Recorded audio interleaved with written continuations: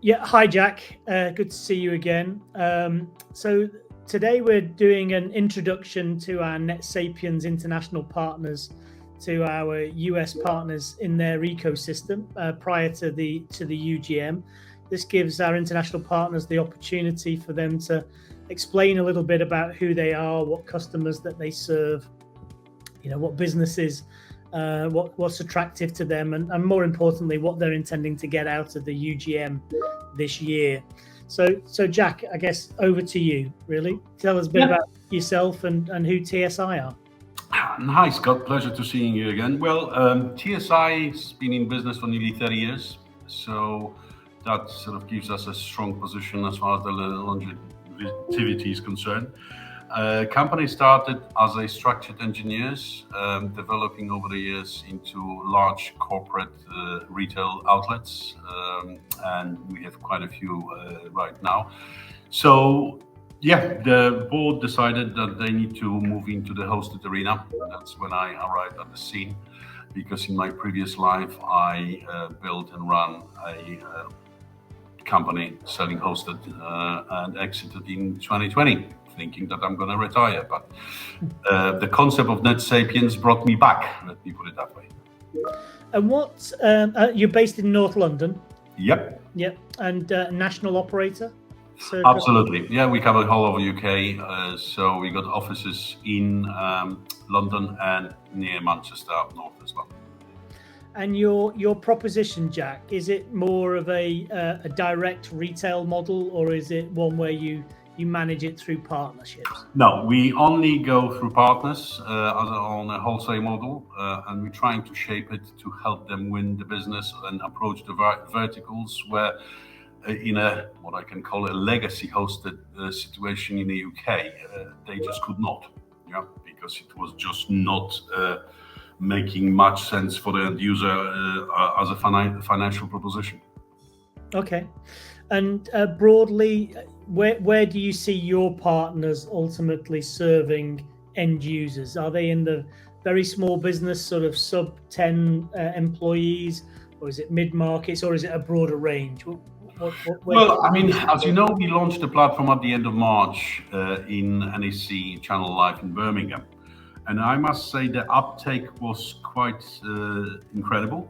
And we are actually onboarding completely different sizes of partners, starting from multi-million IT companies right down to 10, 15 employees type of a reseller. So I can't really state at this moment in time what we're going after, because we shape the proposition in such a way that it will be attractive to all. Yeah. Right. So I'm not sure that answers your question. But I guess I've seen a few of your partners. They tend to be MSPs, IT services, business carrier, service providers as well. Tend to be, the kind of organizations that you deal with.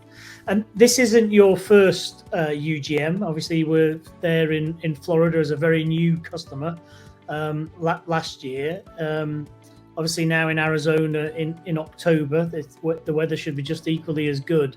But other than a couple of rays of sunshine, what are you seeking to get out of UGM this year? Well, as you know, as you just stated, we are relatively new arrivals at the scene. So Miami was fantastic. We learned a lot.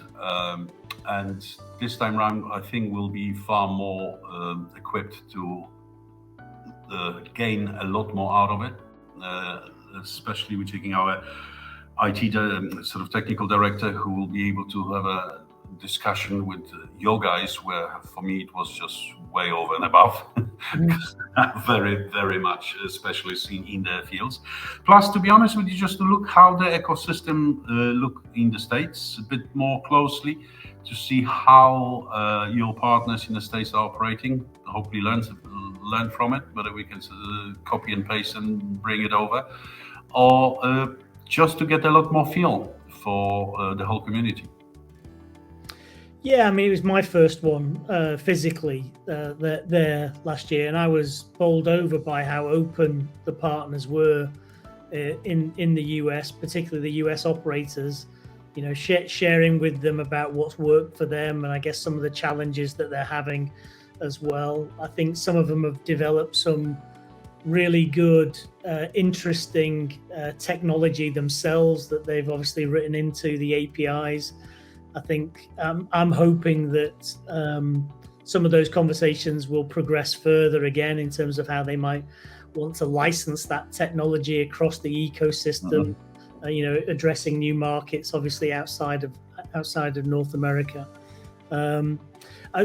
One of the questions I'm asking everybody, Jack, on this sort of series of introductions as well is, why did you choose NetSapiens, other than my charm and good luck? Apart from your charm, yes. As you know, I've been running a large company previously selling hosted, so I've been on the other side of the trenches. And when I was approached to find a solution for TSI, I thought, okay, let's find something that is more interesting than what you can get in the UK at this moment in time. Won't mention any names, but you probably know all the usual suspects and everything like that. The concept of session and the way the platform works with APIs for me was an eye-opener, and I knew we could do something in a UK space with that.